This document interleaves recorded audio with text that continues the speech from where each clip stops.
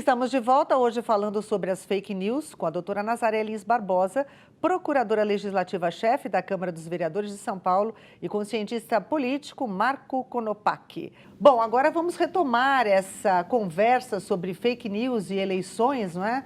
Que é um assunto que interessa muita gente e muita gente nem sabe ainda como se comportar com relação a isso, porque não sabe nem de onde as fake news vêm, né? E uma situação que é bastante difícil, doutora Nazaré, é quando você tem a difamação de algum candidato, né? Quando você mexe com a reputação de um candidato. Isso não se conserta mais? Qual que é a sua visão disso, doutora Nazaré?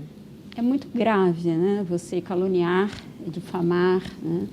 Injuriar uma pessoa e isso viralizar, né?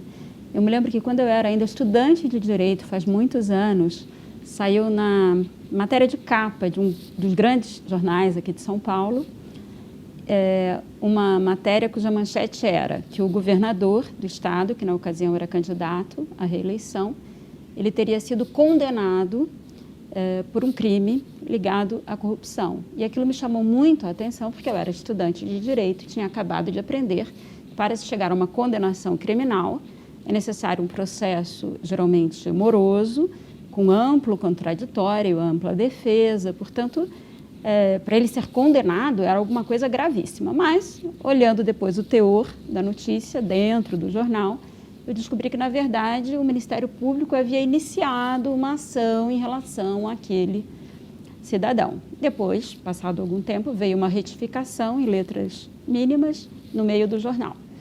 Ou seja, o assassinato de reputações, ou no mínimo, né, prejudicar reputações, é um fenômeno antigo. Mas hoje ele é muito mais grave, me parece, né, pela facilidade com que isso é feito, né, e também com a velocidade com que isso se propaga, como a gente mencionava. É mais ou menos como você, depois que um grupo de abelhas, né, um enxame já está no ar, para você combater, não adianta você colocar um tiro, porque já foi espalhado. Então, por isso que é necessário prevenir, né, na medida do possível, essa veiculação e essa propagação de notícias sabidamente falsas. Porque depois fica muito difícil você apagar uma imagem, né? Por mais que aquela pessoa venha a público, que mostre documentos, enfim, claro. Fica muito complicado. Até porque realmente. A gente vê a manchete e dificilmente checa, às vezes, o conteúdo. Muitas pessoas não se dão a esse trabalho e nem é possível, conforme as circunstâncias. Então é muito sério. Normalmente notícia ruim espalha mais rápido, né? Do que a notícia boa depois que a pessoa foi absolvida, alguma coisa assim. Esse é outro fenômeno. Realmente. Até aproveitando, Marco, com relação a essa questão que a doutora Nazaré colocou, da prevenção, que ela é muito importante, hoje com o processo de fake news sendo feito por robôs, por exemplo, cada vez mais tecnológico, você acredita que o combate está conseguindo acompanhar esse tipo de ferramenta? Hoje nós já temos mecanismos para isso que estão no mesmo patamar, porque nós estamos sempre correndo atrás disso, né? Qual é a sua visão disso? A minha visão é que, de fato, essas formas de difundir esse tipo de conteúdo, elas vêm se aprimorando, utilizando, inclusive, inteligência artificial para fazer com que robôs pareçam cada vez mais com humanos, e aí você consiga gerar uma automação massiva, assim, sobre a forma de manipular essa informação. Mas, no entanto, apesar das técnicas, a tática, ela pode estar cada vez mais avançada, as formas de se organizar para produzir dano, para produzir dolo, para assassinar uma reputação, ela basicamente se mantém como com a mesma organização de organizações criminosas de séculos. Então, é por isso que a gente fala que o combate à fake news e a desinformação, ela tem que se valer e aprofundar em chegar nesses mentores, nessas organizações, verdadeiras organizações criminosas que usam a tecnologia para produzir esse dano. Então, é por isso que quando a gente fala, por exemplo, do PL das fake news, que está sendo discutido no Senado, que a forma que os senadores estão propondo de identificar essa cadeia de repasse, de compartilhamento de informação, tentando atingir ou verificar o usuário que compartilhou com a informação, ela é ineficaz, de certo modo, porque ela criminaliza o usuário da internet e não chega, de fato, nessas verdadeiras organizações criminosas que são construídas para assassinar reputações através de mecanismos de desinformação. E aproveitando, Marco, e sobre esse projeto que está em tramitação no Congresso Nacional, o PL 2630 de 2020, né? O que na verdade, esse projeto vai trazer de benefício nesse sentido, para que a gente possa, enfim, tentar acabar com a força que essas fake news têm? Olha, apesar do PL 2630 eu reconhecer que deve haver boa intenção do senador que propôs esse projeto de lei, da mesma forma, uma boa intenção da casa, né, do conjunto dos senadores em aprovar essa lei no sentido de tentar instituir mecanismos de combate a esse fenômeno, o PL 2630 ele é um desastre total em termos de não entender como a internet funciona, não entender nem como essas redes de articulação de fake news, de desinformação funcionam.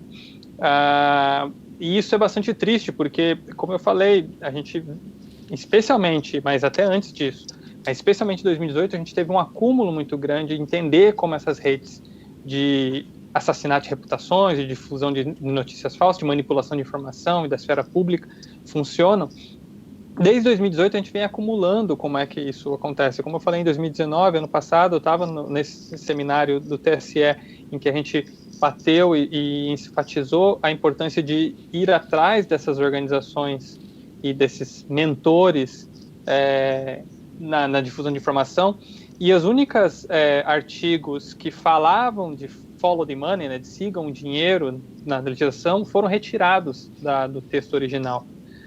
Por outro lado, o PL 2630 ele acaba se tornando uma ameaça grande à liberdade de expressão, porque ele retoma um elemento que foi vencido na discussão do Marco Civil da Internet, por exemplo, que é um mecanismo chamado Notice and Takedown, que basicamente, do inglês, ele, na tradução e na forma que ele opera, é a seguinte: se alguém vê algum conteúdo que possa lhe estar prejudicando, basta a notificação da plataforma para que esse conteúdo saia do ar.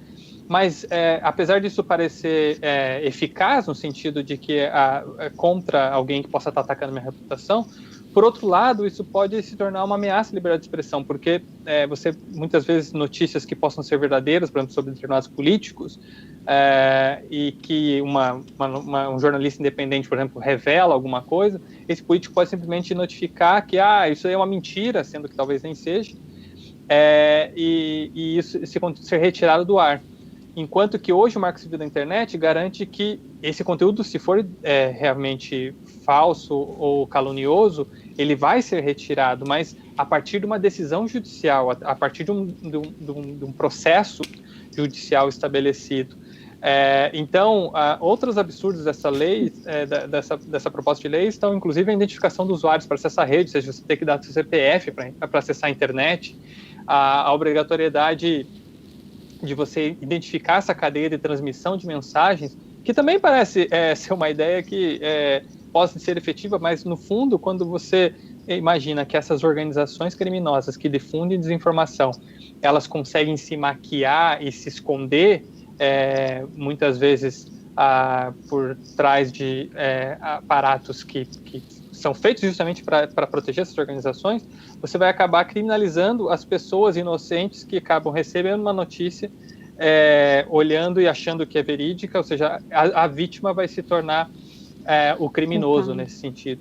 Então, esse PL, para mim, é um desastre total. Outras organizações da sociedade civil que tratam sobre direito à internet estão também sinalizando nesse sentido, e a gente espera que na Câmara dos Deputados, ao mínimo, esses especialistas que estão alertando sobre o perigo desse PL, que tem como eu falei, tem uma intenção valorosa, tem uma intenção nobre, mas que no seu conteúdo pode representar um desastre total sobre o ambiente de negócio, sobre a forma com que a internet opera no Brasil, espero que na Câmara dos Deputados ele possa ser revisto e ajustado, no sentido de ele cumprir o que ele realmente se propõe a fazer.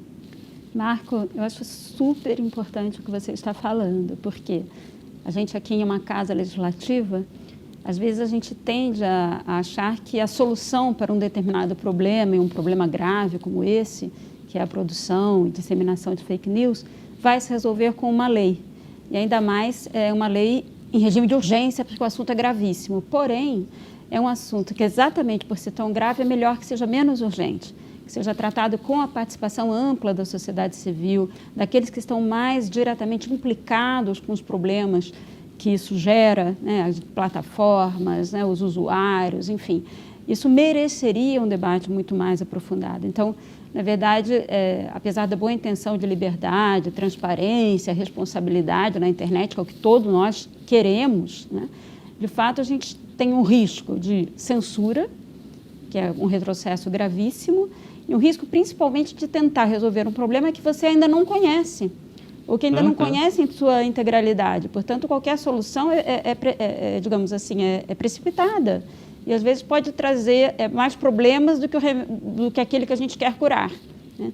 Portanto, eu entendo que é um assunto que realmente merece uma reavaliação e um debate mais amplo na Câmara dos Deputados. Pois é, e assim, é importante salientar que a Câmara Municipal de São Paulo deu um passo importante numa cartilha chamada Todos contra as Fake News, um trabalho conjunto com a Escola do Parlamento, não é? Sim. E também com a Abracrim, e que traz, vamos dizer assim, um manual, não é, doutora Nazaré, de como as pessoas devem se cuidar para não serem penalizadas, porque elas também podem ser responsabilizadas. É uma cartilha importante, um marco, né? Eu, pessoalmente, acho isso uma iniciativa muito interessante. Por quê? Porque ela vai ao combate das fake news, não com armas judiciais, mas com a arma da educação, da conscientização, da educação, formar uma geração de pessoas que já nasceram num ambiente onde a internet é a realidade, as nossas informações chegam através dela e a gente precisa estar preparado para lidar com um ambiente que muitas vezes pode nos induzir a erros. Então, eu acho que educar o cidadão, ensinar a distinguir, a não viralizar algo que você não checou a fonte, uma informação que é imprecisa, uma manchete sensacionalista. Você estar preparado para isso é realmente uma medida positiva, construtiva, necessária, útil. Eu acho um projeto sensacional. Fundamental, apesar dela às vezes surgirem, os frutos serem um pouco a longo prazo, né, porque você tem a formação, mas em algum momento a gente tem que começar a fazer isso, e eu acho que esse tipo de iniciativa é fundamental mesmo e louvável. Muito bom. Olha, eu gostaria de agradecer demais a presença de ambos aqui nessa conversa, nesse bate-papo tão esclarecedor a respeito das fake news, com uma análise bem interessante a respeito do assunto. A gente espera que as pessoas em casa tenham conseguido entender como isso funciona e o que a gente precisa fazer para tentar minimizar esses impactos. Muito obrigada, Marco. Muito obrigada, doutora Nazaré. Muito obrigada. Eu agradeço também a toda a equipe da Câmara Municipal de São Paulo, porque justamente através da boa informação combate as fake news. Obrigada, Marco. Até a próxima. Eu agradeço também. Parabéns toda a equipe da Câmara Municipal de São Paulo. E obrigado, prazer compartilhar esse espaço com a doutora Nazaré. Foi um prazer imenso. Prazer foi meu. Obrigada, Marco. Agradeço também a você que acompanhou o programa de hoje. Se você ficou com alguma dúvida sobre este tema, basta entrar em contato com a Procuradoria da Câmara nos e-mails celeg@sãopaulo.sp.leg.br e também procuradoria@sãopaulo.sp.leg.br. TV Câmara São Paulo, assista. Fique sabendo.